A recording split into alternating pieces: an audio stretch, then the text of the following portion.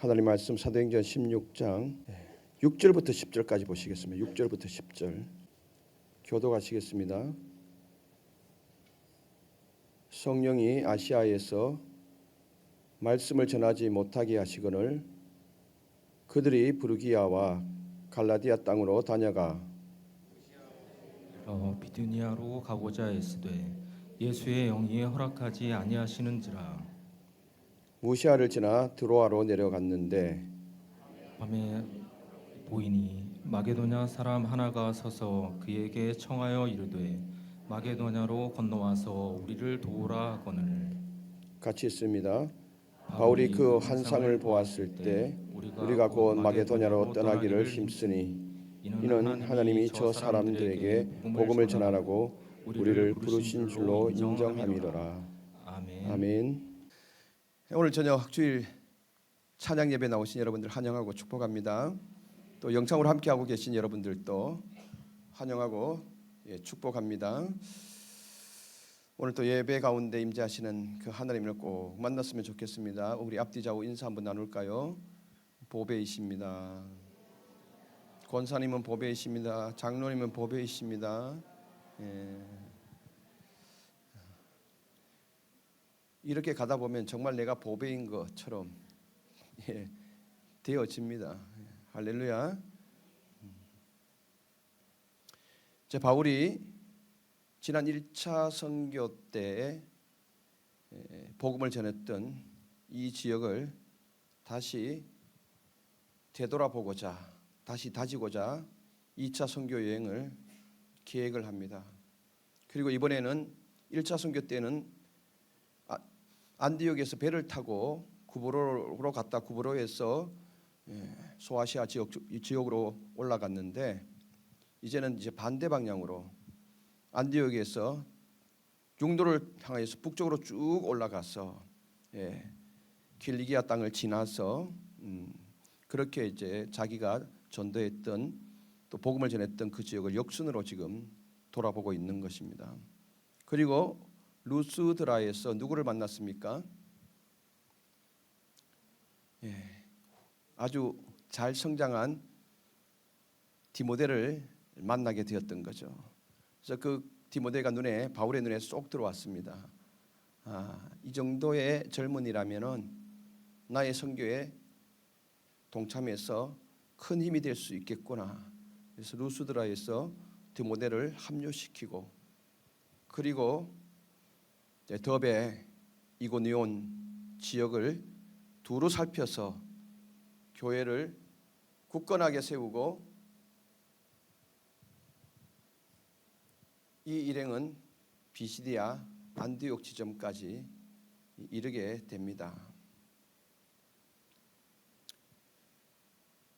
바울과 실라 디모데 이 비시디아 안디옥 지점에 이르렀을 때에 이들은 여기서 골로새를 거쳐서 에베소를 이렇게 향하려고 마음 가운데 두고 있습니다.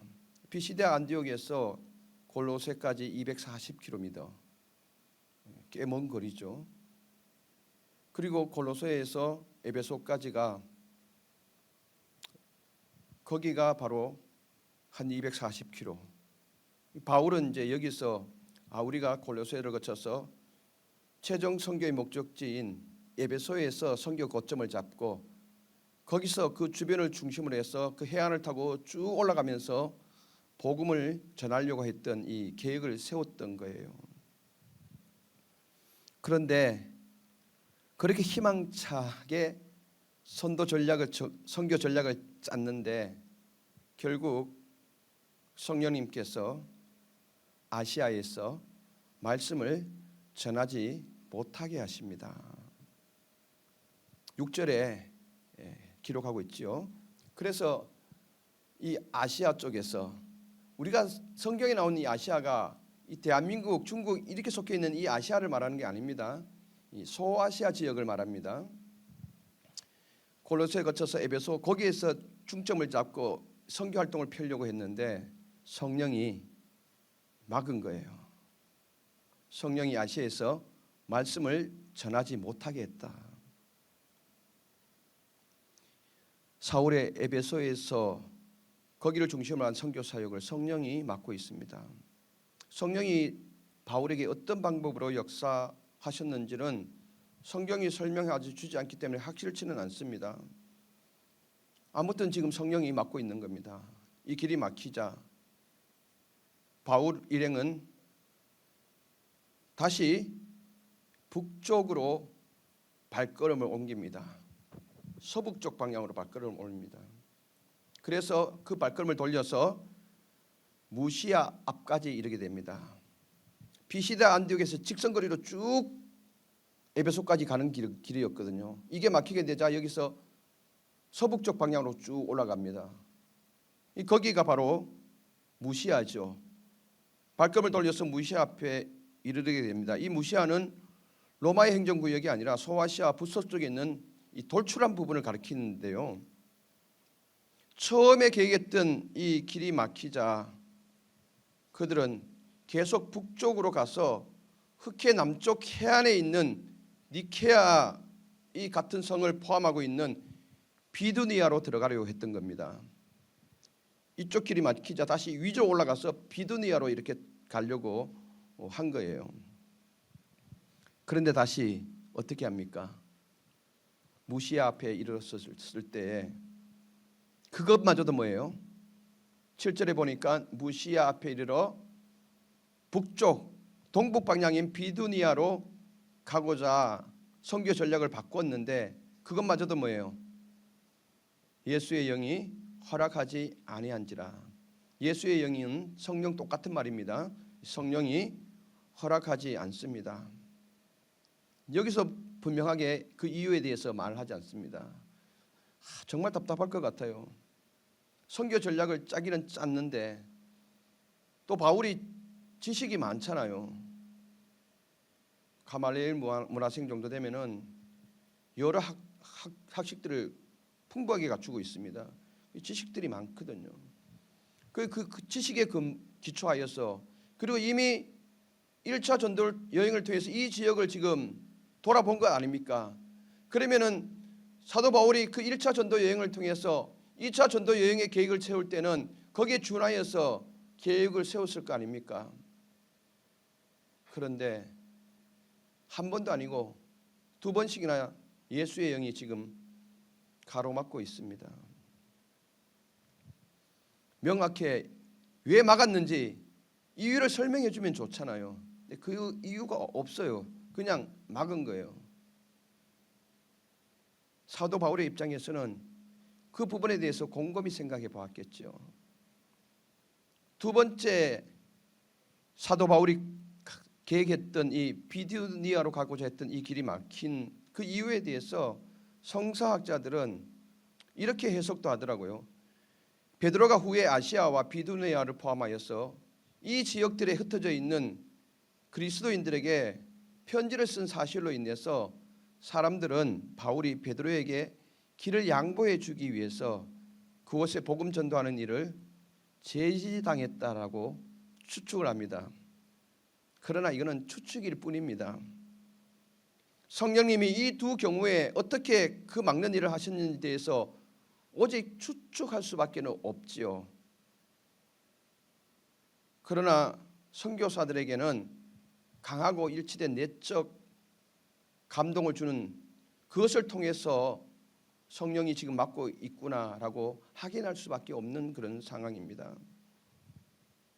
어쨌든 그들은 동쪽에서부터 지금 안디옥에서 쭉 북쪽으로 올라가서 동쪽 이 끝에서부터 시작해서 지금 가로질러서 쭉 서쪽까지 지금 온 거리입니다.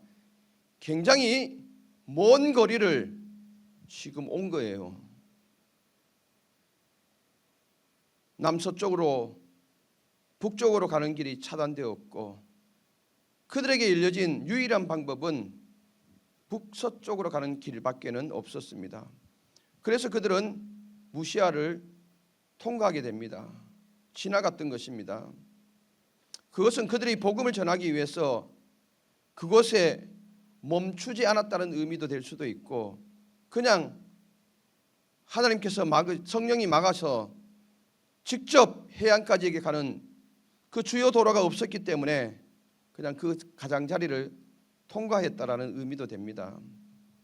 그들이 정확하게 어떤 길로 갔든 간에 그들은 결국 에베소로 가는 길도 막히고 비두느라 가는 길도 막히고 결국 그들은 에게해의 드로아 항구에 이르게 됩니다. 이 8절에 나와 있죠. 무시아를 그냥 지나가서 드로아로 내려갔는데 8절 바울 여행은 먼 길을 왔죠. 성령의 막으심으로 내내 이상하게 길을 돌아서 온 것입니다.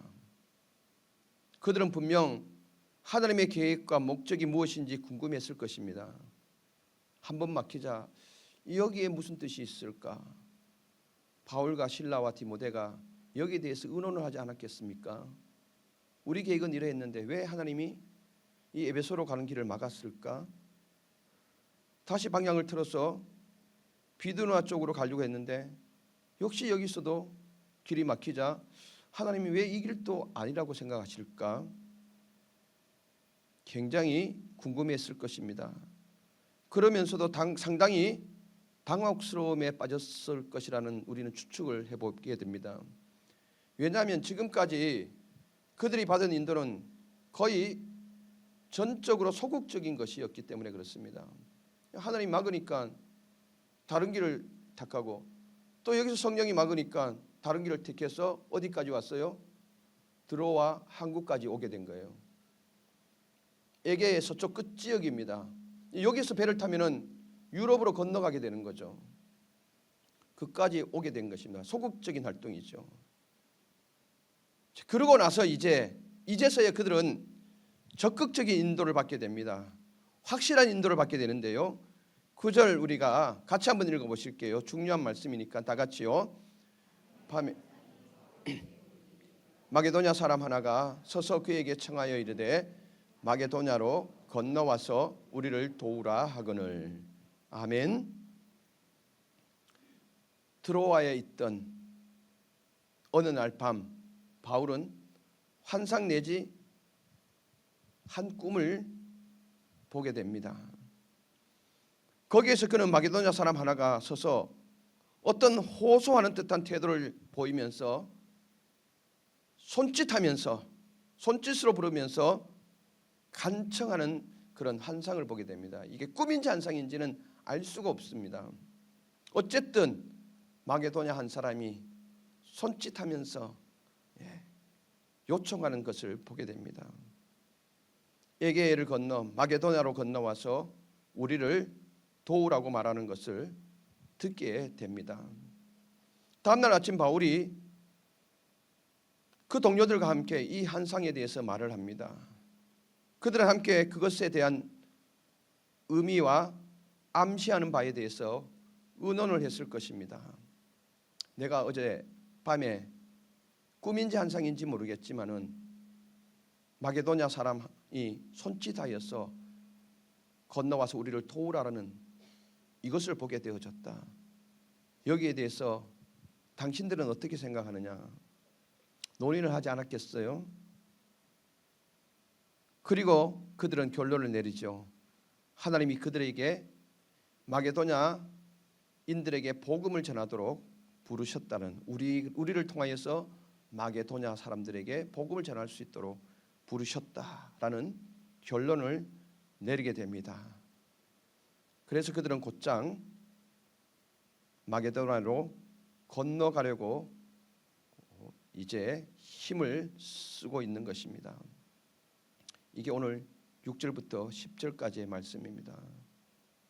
여기에 대해서 신약학자인 피어스는 그에 져서 성령행전에서 이 부분에 대해서 이야기를 합니다. 사도와 그의 동료들의 이중적 인도라 부르는 것에 주의를 집중시킵니다. 그의 저서에서 이중적 인도라는 것은 한편으로는 금지, 또 한편으로는 뭐예요? 허용과 압박이 있었다라는 것입니다. 그들은 어떤 방향으로 가는 것은 금지당했고 또 어떤 방향으로 가는 것을 요청받았다라는 것입니다. 어떤 길에 대해서는 성령님은 가지 말라라고 말씀하시며 또 다른 길에 대해서는 오라고 명령하셨다라는 것입니다. 피어스는 자기의 저서에서 계속해서 이러한 꽃같은 이중적 인도에 대해서 저지당하거나 아니면 허용하거나 이 이중적인 인도에 대해서 선교 역사에서 그 후에 일어났던 몇 가지 예를 듭니다. 이를테면 리빙스턴은 뭐예요? 아프리카의 선교의 아버지 아닙니까? 원래 이 리빙스턴은 중국으로 가려고 애썼습니다.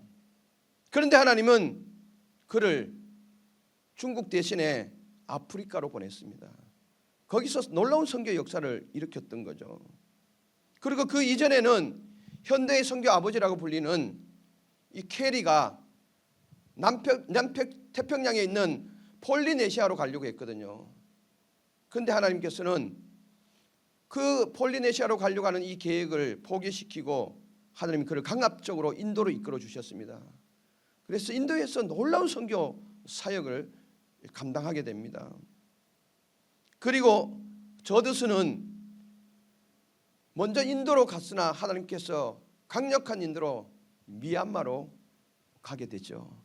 그래서 그 미얀마에서 선교의 꽃을 피우게 됩니다. 이 피어스는 이런 이야기를 쭉 하면서 우리 역시 오늘날에도 성령의 인도를 신뢰해야 한다. 그분이 저지할 수도 있고 그리고 압박할 수도 있고 허용할 수도 있는데 이 모든 일에 대해서 우리는 기뻐해야 한다는 것입니다. 때로는 막으면은 뭐예요?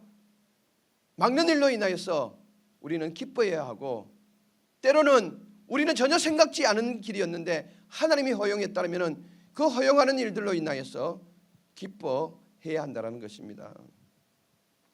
사실 바울과 그의 동료들의 체험에는 하나님의 인도에 대한 몇 가지 중요한 원리들이 예시되어 있습니다. 하나님의 여러 요소들의 결합에 의해서 일정 기간에 걸쳐서 그들을 인도하셨습니다. 사도 바울은 신라는 디모데는 잘 몰랐겠지만은 하나님은 여러 요소들을 종합적으로 살펴본 거예요. 그러고 난 다음에 이들을 뭐예요? 드로아까지 인도하게 했다라는 것입니다. 여기에 먼저 이중적인 금지가 있었죠. 무엇 때문인지는 모르지만은 아시아와 비두니아로 가려는 그들의 길을 막고 또 그들을 마게도냐 반대편의 항구 도시 드라로 이끌어 주셨습니다. 그리고 그 다음 날 밤에 환상을 통해서 바울은 도와달라는 마게도냐 사람들의 요청을 받게 됩니다. 이러한 상황들은 그들이 스스로에게 또 서로가 서로에게 이러한 것들이 무엇을 의미하는지에 대해서 물어보게 되어졌고 그리고 그 물음을 통해서 그들이 한 가지 결론에 도달하게 되었다라는 것입니다. 그 결론이 뭡니까? 바로 하나님의 계획인 원대한 계획인 마게도냐 프로젝트라는 것입니다. 그들은 바울 일행은 부정적인 것과 긍정적인 것, 여기서 부정적인 것은 뭡니까? 아시아와 비두니아로 가는 길을 막은 것, 그리고 긍정적인 것은 마게도냐로 오라는 이 호소, 이것을 여러모로 종합해서 생각하게 된 것이죠. 이러한 여러 가지 체험을 통해서 하나님께서는 그들이 마게도냐로 건너가시도록 그렇게 복음을 거기서 전하도록 부르고 계신다라는 이 결론을 내렸던 것입니다. 이를 통해서 우리는 보통 하나님의 인도는 부정적인 것뿐만 아니라 긍정적인 것도 분명하게 포함되어 있음을 우리는 알아야 합니다. 우리는 늘 신앙생활에서 긍정적인 부분만 생각하죠. 하나님이 나의 삶을 긍정적으로 이끌어 가실 거야. 그리고 그렇게 인도에 가기를 원하죠. 그런데 그렇지 않다라는 것입니다. 하나님의 계획 속에는 긍정적인 것과 부정적인 것이 다 포함되어 있다라는 것입니다. 그리고 개인적인 것뿐만 아니라 공동적인 것도 포함되어져 있다는 것입니다. 지금 이 2차 전도의 선교 여행은 사도 바울의 혼자의 사역이 아닙니다. 실라와 디모데와 함께한 공동 선교 사역이었습니다. 그래서 이들이 개인적인 것에서 공동적인 것으로 더해져서 그들이 서로 의논한 끝에 공통적인 의견에 도달하게 되는데, 그것이 바로 마게도냐로 건너가서 거기서 이제 2차 선교 여행을 진행하는 겁니다. 애당초에 바울이 계획했던 이 계획들이 전혀 들어가지 않았다라는 것입니다. 10절에 보니까, 하반절에 보니까 하나님이 저 사람들에게 복음을 전하라고 우리를 부르신 줄로 인정함이러라. 여기 이 인정함이러라라는 헬라어 동사는 확실히 추측하다 또는 결론을 내리다, 확신하다라는 등으로 번역될 수가 있습니다. 확실히 추측하였어? 아니면 결론을 내리다. 이게 뭡니까? 아시아로 가는 길을 막자. 바울과 실라와 디모데가 의논을 하지 않았습니까? 성경에는 기록되지 않지만은 오늘 이 인정함이라는 이 말씀을 통해서 우리는 추론해 볼 수 있는 거죠. 서로가 의논을 한 거예요. 왜 막으셨을까? 이 글은 아닐 것까? 의논을 하게 된 거죠. 그리고 비두니아로 가는 길 또 막혔습니다. 또 의논을 하게 된 거죠. 결국 드로아에 갔을 때에 사울이 환상을 보고 이 동료들에게 이 환상을 말했을 때 거기에 대해서 의논을 하게 되죠. 그 결과 뭐예요? 인정하게 됐다는 이 뜻은 뭐예요? 결론을 내리게 되었다는 것입니다. 그 결론이 뭡니까? 마게도냐로 건너가서 거기서 선교 활동을 하자라는 결론을 내리게 되었다는 것입니다. 만약 바울이 원래 계획이 동쪽과 서쪽을 마주 볼 수 있는 장소인 거대 도시인 에베소에서 기독교의 씨를 뿌림으로써 에게의 동쪽 연안을 복음화시키는 것이었다면 그는 분명히 이 계획을 가지고 있었습니다. 그런데 그 계획을 하나님이 막으셨잖아요. 이 계획은 폐기된 것이 아니라 뭐예요? 다만 연기된 것뿐이라는 것입니다. 이 계획은 언제 세워집니까? 결국 3차 전도 여행을 통해서 바울이 이 계획이 실행되어지게 됩니다. 바울의 전략은 성령의 개입으로 좌절된 것이 아니라 그 효율성이 더 향상된 겁니다. 하나님은 금지와 허용을 통해서 이렇게 사람의 생각보다 훨씬 뛰어넘는 생각을 가지고 계십니다. 하나님이시니까 마땅한 거죠. 이를 통해서 하나님이 원대한 계획 가운데서 더 확실한 선교 전략인 마게도냐 프로젝트가 실행되었던 것입니다. 이제 다음 주부터는 본격적으로 마게도냐로 곧장 들어가는 이 바울의 선교의 모습을 보게 될 것입니다. 오늘 이 본문을 통해서 우리는 우리의 삶 가운데서도 금지와 허용이 있다라는 것을 분명하게 인지해야 합니다. 금지하면 금지한 대로 하나님의 깊은 뜻이 있고, 허용하면 그 허용한 대로 하나님이 깊은 뜻이 있다라는 것입니다. 물론 우리는 거기에 대해서 깊게 기도하면서 추론해 볼 수는 있습니다. 그러나 결론은 뭡니까? 하나님이 효율적인 방향으로, 선한 방향으로 우리를 이끌어 가신다라는 것입니다. 바울처럼 순종하면 됩니다. 순종하면은 하나님이 이 모든 면에서 효율성을 높여서 극대화 시켜 준다라는 것입니다. 우리가 이 말씀 속에서 우리의 삶의 모습을 분명히 잘 나타냈으면 좋겠습니다. 성령의 역사는 금지도 허용도 하신다는 것 여러분들 꼭 기억하시기를 바랍니다.